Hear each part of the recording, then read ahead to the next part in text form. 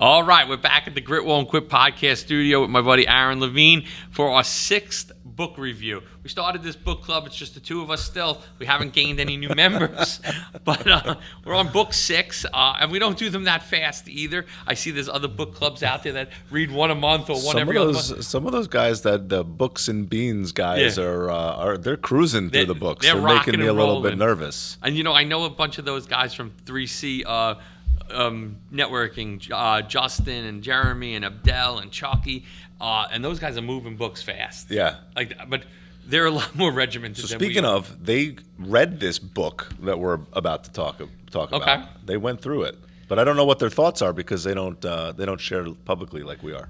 So we'll go through it, and then Andrew will tag them in the comments, and hopefully one of these guys will pop in. Perfect. All right. I love that. So we have The Science of Scaling by Dr. Benjamin Hardy.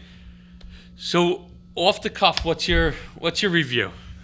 I mean, listen, Ben Hardy is one of my favorite authors, and he talks about in the book about how he gave up everything else to focus on what he's best at, which is his writing and scaling.com, the website for this particular enterprise, right? And I think we did a book review on 10X is easier than 2X. That was one of our first reviews. Right? Or we did Who Not How or Gap in the Gain. I think we did 10X is easier than 2X, and he references back to 10X is easier than 2X because this is written after he did that project with Dan Sullivan.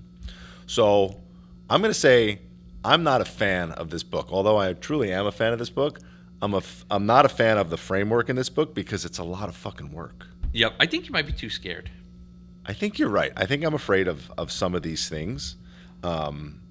And I think it's I think this is like a revolution. If you're going to do this, it's a mindset. It's huge. It's a huge change. It's not just reading a book and, okay, I'm going to go implement one thing. There's multiple things that need to be implemented here to create revolutionary change in anybody's business and anything that you do. And not everybody can do this, and I have trouble giving up on certain things that I've done and certain people that I do things with. I'm very complacent. Unfortunately, even though I like growth, it's like, am I ready to drop the hammer, give it all up, and go, right? Chapter 1 is set a goal so big you think it's impossible, right? Chapter 2 is set a timeline so short you think it's impossible. When you have a long timeline, we procrastinate as human beings. You do it. I do it. Think about this, though. You have a good business. You've worked very hard over the last 15 years. So you're in a place where you don't really need to push to that next level. So now it's, do you really want to push to that next level? And, we're roughly the same age. So we probably have about 10 to 15 more years in the game. So now it's, I have a pretty good life. I have my customers, and we're both in a recurring type business. Right. So we'd have to stop what we're doing and just change the way we do business from, again, we're not having a podcast on a Friday afternoon. And Ben Hardy talks about that in the book, is when you're starting a business, you're innovative, you're hungry, you're creative, because you have nothing, you can't afford to fail. No. Right? When you've hit that plateau, you're like, I don't need to push to another level, or do I, right? Am I ready to shift the mindset and take the business to another level? Because you have to want it. You can't want to just be a lifestyle business owner. You have to really want to take things to another level and build that enterprise value, which is a whole nother mindset shift than a small business owner that wants to build a lifestyle, make $150,000 or $200,000 or more per year. But to build a business to $100 million or $1 billion, is a totally different shift. But again, if we had him here, if he was in the room with us right now, and he'd be like, all right, how big do you want to make your business? I'd probably say something like, 100 million. You're thinking too small. Oh, yeah. But again, when you think about some of the examples in this book, he talks about Tom Brady. Right. He talks about Steve Jobs. Mm-hmm. He talks about guys that are at the top. Elon Musk. Yeah, Elon Musk, the top 1%ers, right. and even above top 1%ers, like the top of the top, the cream of the crop. So I mean, it's a different model than, again, us running businesses in Monmouth County. We have nice lifestyles. Right. We have employees, and again, in our world, if we want to make a change to make some more money, we can cut employees, we can cut Right. an expense. You know, we have a business that's sustainable, and now we can cut an expense line and So I draw think extra that's money. you just made a really good point, and I think that's a major difference. There's another great book, influenced by Robert Cialdini. Robert Cialdini. Really good book, but that's more of on the psychology, the mindset Yeah. of business, and it talks about, there's a section about peer groups, right? If this book showed examples of wingman planning going from 2 offices and 15 employees to 47 offices and 1,500 employees, I'm like, oh, I know Tom. He did that. I can do I that. could do that. Right? Children, right? When you want to teach a child how to swim, they're better learning and watching other young children doing it than hearing from an adult how to go and jump in the water and swim. No, I want to see somebody in my peer group. It's built into our nature, thinking. right? That's how our brains work. We want to see it in our peer group. So some of these stories, I can't relate to Tom Brady. He's the best of the best. Oh, he took a pay cut to help the salary cap Of the to make offensive sure he line. could have a better offensive line. Great. He's still a billionaire. Yeah. Right? So It's what if he different. took a Yeah. $20 million pay cut?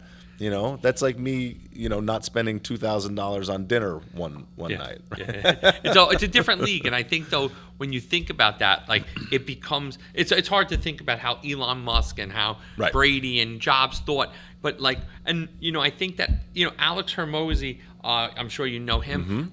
He always says he wishes that those guys documented things along the way. I've heard him say that multiple times. And he's with acquisition.com. He tries to document more stuff. Right. And he's out there on social all the time. But I think when you look at it, even when you see people that in the community, like, oh, they opened up another location. Oh, they're doing this. Oh, they acquired that. Then you're like, oh, it's possible. Right. So But I don't want to see somebody just open one, right? This, science of scaling is not opening one. No, It's how do we go to 100? Yeah. Right? How do we go from 10 million to $1 billion, Mm-hmm. skipping the 100 million along the way? But even know. in our own community, you saw. I mean, we didn't see it happen, but Jersey Mike's, they took it from one store in Point Pleasant to Yeah. 3,000 stores and got acquired by a large private equity company for a ton of money. Right. So I mean, you saw it in right in our own backyard. We saw Right. that, and that's the biggest one. It can happen, but it can't happen to everybody. No. Because it takes a certain shift and a certain discipline, and you also have to have the product that is able to get there. across state lines and everything else. But I've read the John Isaacson books for Steve Jobs and Elon Musk. So it talks a lot about, these things that are covered in this book, right? Simplifying your system. That's huge, right? Elon talks about that all the time, about cutting steps out of the process. How many steps do we have in what we do? And this is something that I've actually done this. It's like, all right, we have these, what steps can we take out of it? We have 35 steps. I want to cut it down to a third of those. How do we make it 13? That's impossible. We can't do that. But it is possible. But you find a way. Yeah, you have to and figure you're it out. like, holy crap, this actually worked. And once it does, you're like, it's groundbreaking. You're Right. like, how do we do this again? How do we look at another process? Do it again. It's stressful, but it takes a lot. So simplifying the system, I think, is hugely important, because I have way too many complex systems still. Even though I've simplified some, I still want to try to do different things. And I have a pretty robust website. I know who built it. And I have 42 products on there. Maybe some of those get clicked on once a year. I think I should get rid of those. Sure. They don't even need to be part of the system anymore, so I can hope to get that little bit of passive income, that little bit of incremental revenue. I just need to dump that whole product line off the side of the ship and forget about it. That's one of those Because there's no ones where you reason to can look have at it. Google Analytics and Google Console, see what pages are getting hit, and then Right. get rid of the rest. Get rid of them, because you go to this buy now page on my website and there's 42 products on there that nobody's clicking on. There's probably 3 or 4 that get used. And if I put my effort and energy into the 3 or 4, then we can 10x the revenue from those things. So there's a lot of little things that we can and do. also he talks about partnering and raising your floor. And I think when you think about that, like, again, we're all complacent. You like the guys on the team. He's a good guy, but like, is he helping you get to that? He or she helping you get to that next level? Looking at things and processes to get better. Right. And Elon Musk is about shortening time too. He's a big fan of not looking at 10 years down the road, but kind of collapsing time to get to that next goal. And again, I think one thing about those three guys we mentioned already is they're just they're at they're the number ones in their game. So we're looking at it from, again, I can't compare myself to the number one in the game. That's not my mindset. I want to go play golf. I want to come here and do these podcasts. Although the book said we should quit podcasting because it's not revenue generating. It isn't. I would agree with him on that. But I like to do it. I also like to hear the stories. And for us, he doesn't talk about anything. You're not allowed to. It doesn't say, go have fun on the weekends. No. It says focus. And that's all you like. But again, I think some of those guys, that's all they do. It's all they do. Like, they don't have that social life. Elon Musk slept in the factories based on the book. He would sleep in his factories while he was working on processes, right? And work, 100 hours a week. Ray Dalio is another one of those in the top 1%. Yep. He said he's like, I work 2 jobs at my company, 45 hours a week for each job. Putting in 90-hour work weeks. Yeah. I don't put in a 90-hour work week. My brain maybe does, but I'm not knocking on doors and fixing my processes and systems and building my team 90 hours a week. I've got other things that I'm doing. Mindset, but you also have different priorities. Like, again, you have a family life, and that is important to you. That's important to me. So lifestyle is important to me, and I'm lucky enough to lead that comfortable lifestyle and can still grow my business on the quote unquote linear model that gets talked about. But if I want to get myself to another level, it's time to shift. I think a lot of people, though, are in that linear lifestyle. And again, I think most small business, even more small businesses are linear, are in that. But then you have to be careful until that line goes the other way. Yeah. Then you're in big trouble, right? So making sure that line can continue to grow, I think, is a good thing. Yeah. Not everybody has to do it, but I think to get business to grow anything, forget about the rate. Right, whether it's 10x or it's 2x, you need to keep it growing to sustain life. But raising the floor is a good one. We had that conversation in my office not too long ago. I started the business to help everybody. I want to help anybody that wants to buy insurance, renter's insurance, whatever it is. We're gonna do it, and we still do that today. That clogs our systems up. We make money working with businesses that spend $25,000 a year or more on their insurance package, right? That's where we start to be profitable. I'm not a good customer. There's exceptions to the rules, but like we'll get calls in for micro businesses and we want to help them, and then we go through the process and like, I found something cheaper online. Well, of course you found something cheaper online, but I consulted you and gave you everything. It's like, I spent my hour and wasted it where it could have gone somewhere else. Yeah, and that's the hard part but I think that's when you have to really hone in on your target market. Right. Like, again, I take on the smallest of small jobs. Oh, guys just power washer just starting out, has a couple $100. You want to help everybody. You want to help them and get them something, but at the same time, then you're using bandwidth. Right. And that in the bandwidth, again, sometimes with the smaller guys, you use more bandwidth than the bigger guys. The bigger guys get some things, and you don't have to explain a price. So that's when, for the smaller guys, you'd be like, okay, I'm going to teach you. We're going to do a class, and it's going to be $800 for this class. I'm going to teach you how to prompt AI to build your website, update, and maintain your website. I'm going to teach a class, and it's $800 for the class. And the hard part is these small guys are they're so busy too, though. Like they're running their estimates. They're their bookkeeper. Again, the reason when I was talking to a guy who's potentially interested in a franchise the other day, and I said I remember 17 years ago when I was the bookkeeper, when I was the account manager, when I was the secretary, when I was the salesman, and I said that's what I want to get out of for these guys. I want them not to do any of that stuff, and I just want them to work on building relationships, building a pipeline, building a network of people to do business with, and be that guy, but not have to do all those other administrative tasks, which wears most people down. If you think about it, when most people quit there, they're just burnt out. It's not that they didn't have a good business. It's not that they didn't produce a nice product or sell a nice service. They just went to shit.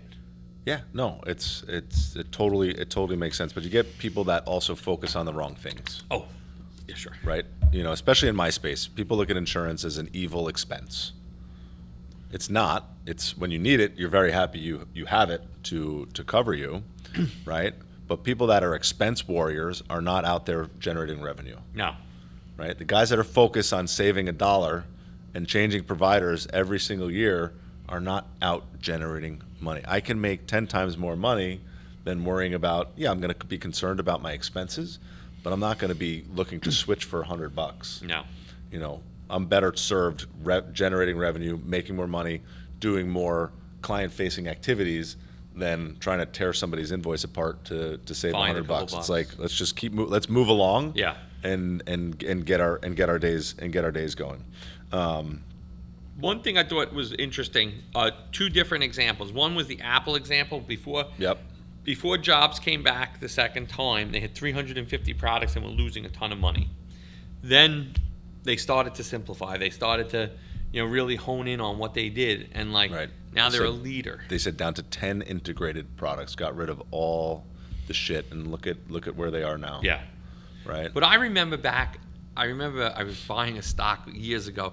It was Apple at the time, and it was like 2001, and it was like, and they couldn't get out of their own way. You didn't buy enough, and or else you'd be retired. I didn't end up buying them because I was like, I just didn't think they could get out of their own way. And now, 25 years later, they're It's that hindsight. also the divvy to build.com, like they had one product, and he even said, like, did you think about other products? And they said, yeah. And everybody does, and we all think about it, and we all say, oh, if we just did this, we could add this to our All the time. to our financial analysis. It brings in new revenue, it brings in new clients, and then what goes to the bottom line. But like all those little things that take you off off your trajectory and what they do, I think that's the killer.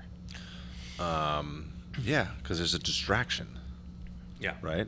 Shiny new object syndrome. And I was just in Connecticut at a conference because I'm going to be president for our New Jersey Association. So I'm up there.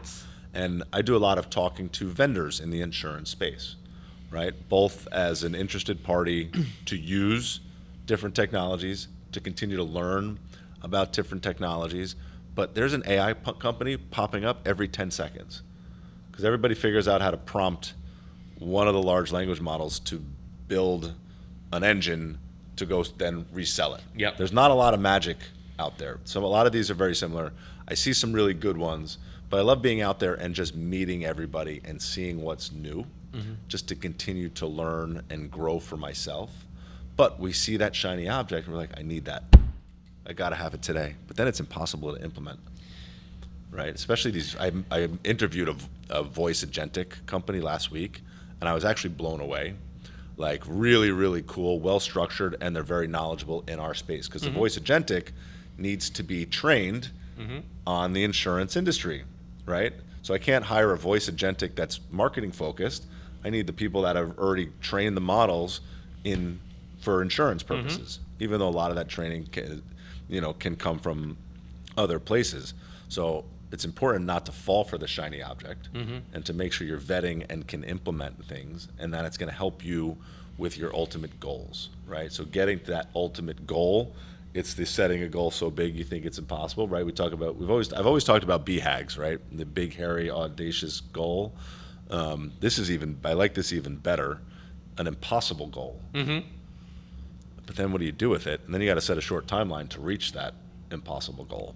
So it's almost like we should take this exercise and go write a report on what it would look like, and see if you really want to do it, and see if I really want to do it. I think that's the key, though. Is do you really what's the end goal? I think for all of us that own businesses, what's the end goal? Is it to ride it? Again, we have 10 to 15 more years in the game. Is it to ride it out? Is it to sell it to someone? Is it to give to to pass down? What's that number look like? Because again, we have to look at our end goal, and you can only spend so much money in your lifetime. Right. You look at But it doesn't have to be a long goal. No. It doesn't mean you're going to set a big goal, an impossible goal. You're going to put a short timeline in. Mm-hmm. You're like, all right, my focus as Wingman Planning is I want 10 franchises in 8 different states. and then you have to say, okay, I need to have this done. You know, your original thought is like, all right, I want to do this in 5 years. And you're going to say, no, I need to do this in 2 years. Right? This is funny. I was talking to a franchise guy who sells franchises, you know, and he's pitching us. And I said, initially, when I first thought about this idea, I said 50 franchises, 5 years. It just sounded right. It sounded good. Sounds good. 10 a year, you know, you launch one almost every month. You take out a summer month, you take out December, and you Right. launch one a month. And, you know, it sounds like you could do it. It's Right. attainable.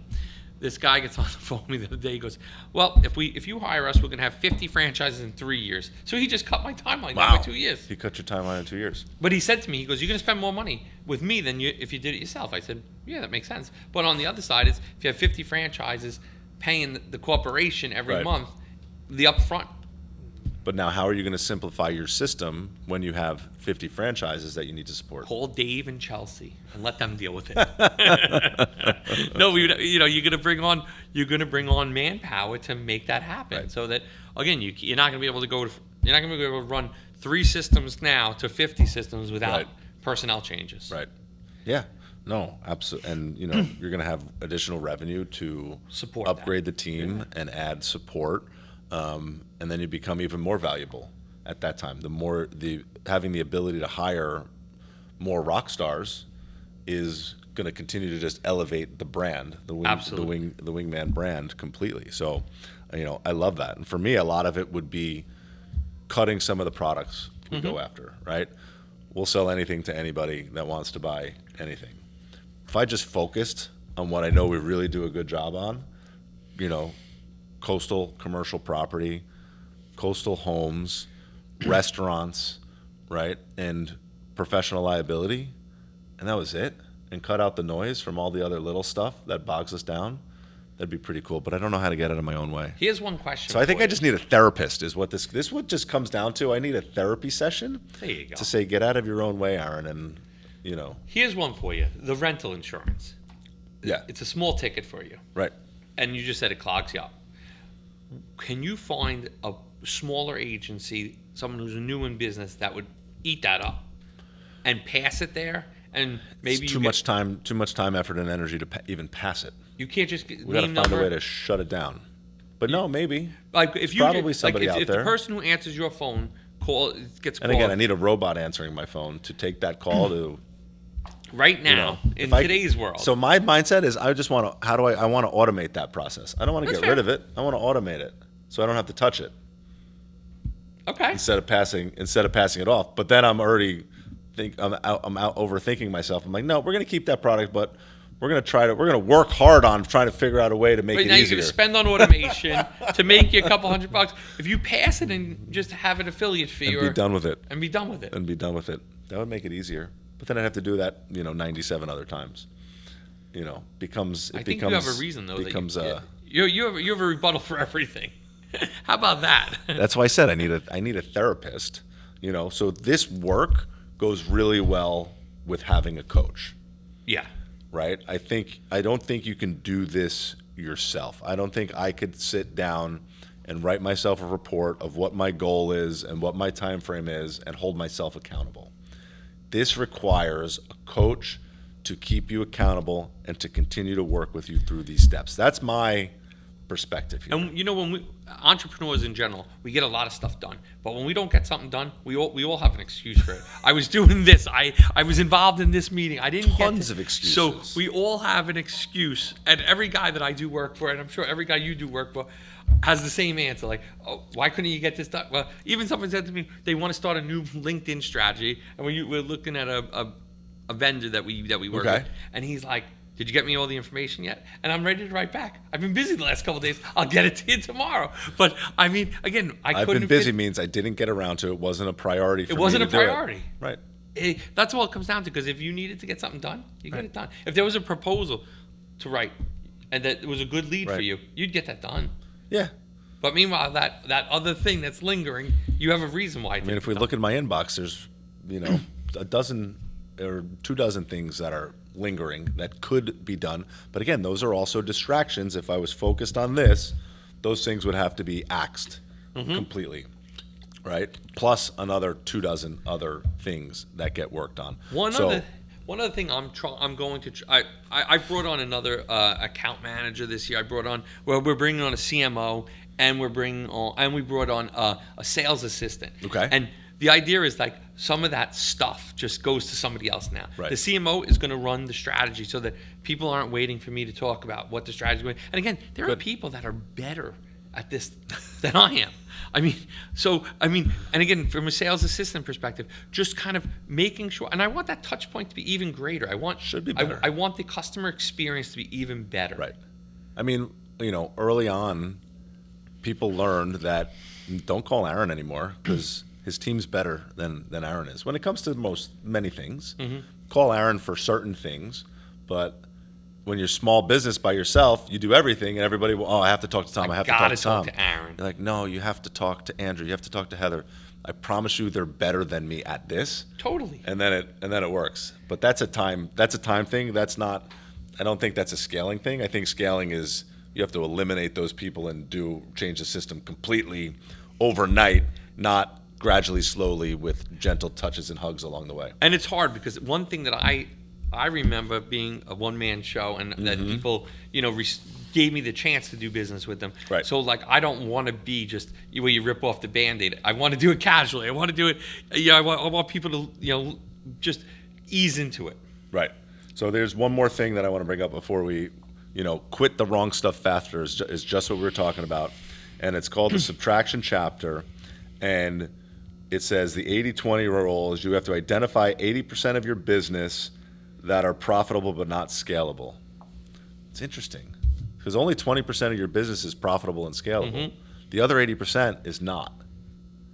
That's a hard number to swallow. You're like, I got to get rid of 80% of my business to focus on the 20. It's hard. Right? That means that 5 minutes ago when I was talking about the 4 products that I should focus on, well, it should only be 2. Yeah. You better start cutting that out tonight when you're working on So we this. started at the beginning of this conversation, we talked about 42, and then I narrowed it down to 4, but now I got to take it to a whole other level, and I should be focused on 2 things. No, you should be focused on 8 things. I should be focused on 8 things. 20% of 40 is 8. All right, so you have 8. So you add 4 more back. I got to add 4 more back. Now I just made more work. But overall, good book. I love Dr. Benjamin Hardy. I think he's a great author. I've enjoyed his other books. I did go through this one twice. The second time I definitely enjoyed it more. But again, putting this stuff in action, I think the value is in a therapist or a coach. I think you need to guide you if you really want to, put this to work. You need somebody to hold you accountable, and it's not my friend Tom on a podcast holding me accountable because we're going to make excuses to get out of our own way, just like we do when we need to reschedule this podcast 6 or 7 times. You always make the first reschedule. No, you did this time. No. You took the first one, and then I took the second one, and then we had a time change in there. It all works out. So, Tom, again, I look forward to the next book. Do you want to call it? You know what you want to read? Oh man, what are we gonna do? I think we should do Influence, the book that I brought up before. Let's do it. Influence by Robert Cialdini. Really, really good book. I read it about 10 years ago. I'm doing it again right now on Audible, and I think we're going to get a lot out of it. I'll download it tonight, and we'll be back in a couple of weeks for that. Awesome. Thanks, Tom. Great to see you. Too.